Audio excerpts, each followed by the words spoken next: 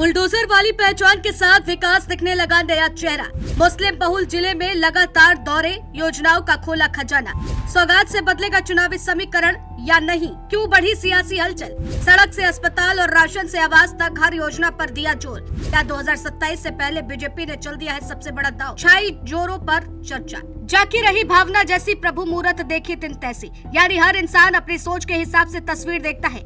UP की राजनीति भी इन दिनों कुछ ऐसा ही देखने को मिल रहा है, क्योंकि एक तरफ योगी की पहचान बुलडोजर और सख्त कानून व्यवस्था वाले मुख्यमंत्री के रूप में बनी हुई है, तो दूसरी तरफ अब उनके लगातार विकास दौरे नई चर्चा छेड़ रहे हैं। खास बात यह है कि हाल के महीनों में मुख्यमंत्री ने उन जिलों पर ज्यादा फोकस किया है जहां मुस्लिम आबादी अच्छी संख्या में रहती है। ऐसे में सवाल उठने लगे हैं कि क्या यह सिर्फ विकास योजनाओं की समीक्षा है या फिर 2027 के चुनाव से पहले भाजपा अपनी राजनीतिक रणनीति को नए अंदाज में आगे बढ़ा रही है। आखिर अचानक इन इलाकों में इतनी सक्रियता क्यों बढ़ गई है? आइए पूरी कहानी समझते हैं। दरअसल पिछले कुछ महीनों में योगी ने बहराइच, श्रावस्ती, बलरामपुर, गोंडा, पीलीभीत, सुल्तानपुर, प्रतापगढ़, आजमगढ़ और पूर्वांचल के कई ऐसे जिलों का दौरा किया जहाँ मुस्लिम आबादी अच्छी संख्या में रहती है। इन दौरे में सिर्फ भाषण नहीं हुए, बल्कि मेडिकल कॉलेज, सड़क, पुल, अस्पताल, सिंचाई, स्कूल, पेयजल और दूसरी विकास परियोजनाओं का लोकार्पण और शिलान्यास भी किया गया।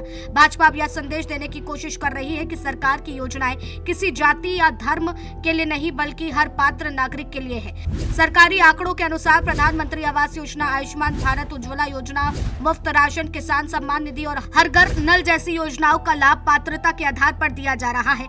सरकार का दावा है कि लाभार्थियों की सूची में किसी धर्म के आधार पर भेदभाव नहीं किया जाता।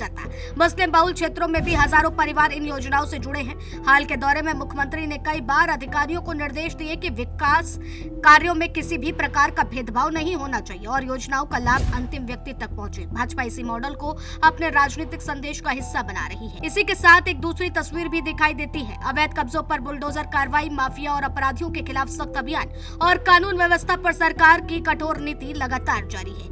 भाजपा इसे अपराध के खिलाफ कार्रवाई बताती है। दूसरी ओर विपक्ष का आरोप है कि कई मामलों में कार्रवाई चयनात्मक दिखाई देती है और सरकार कानून व्यवस्था के साथ राजनीति भी करती है। यही वजह है कि जहां भाजपा विकास और सुशासन की बात करती है, वहीं विपक्ष लगातार सरकार की मंशा और कार्यशैली पर सवाल उठाता रहता है। दोनों पक्षों में अपने अपने दावे हैं और यही मुद्दा अब 2027 की राजनीति का बड़ा हिस्सा बनता दिख रहा है। बीजेपी की रणनीति में एक और बदलाव साफ दिखाई देता है। पिछले कुछ वर्षों में पार्टी ने पसमानदा मुस्लिम समाज तक पहुंच बनाने की कोशिश तेज की है। पार्टी के कार्यक्रमों में मुस्लिम समाज के अलग अलग वर्गों को जोड़ने की पहल की गई है। अल्पसंख्यक कल्याण विभाग की योजनाओं और सरकारी लाभों को भी प्रमुखता से प्रचारित किया जा रहा है। वहीं मुख्यमंत्री के जिलों के दौरे में विकास परियोजनाओं को लेकर यह संदेश दिया जा रहा है कि सरकार का काम सबके लिए है। भाजपा मानती है कि विकास और कल्याणकारी योजनाओं और उसकी सबसे बड़ी राजनीतिक ताकत बन सकती है। हालांकि विपक्ष इस पूरी रणनीति को अलग नजर से देखता है। समाजवादी पार्टी, कांग्रेस और अन्य दलों का कहना है कि सरकार विकास की बात तो करती है, लेकिन जमीनी स्तर पर कई वर्गों के साथ भेदभाव होता है।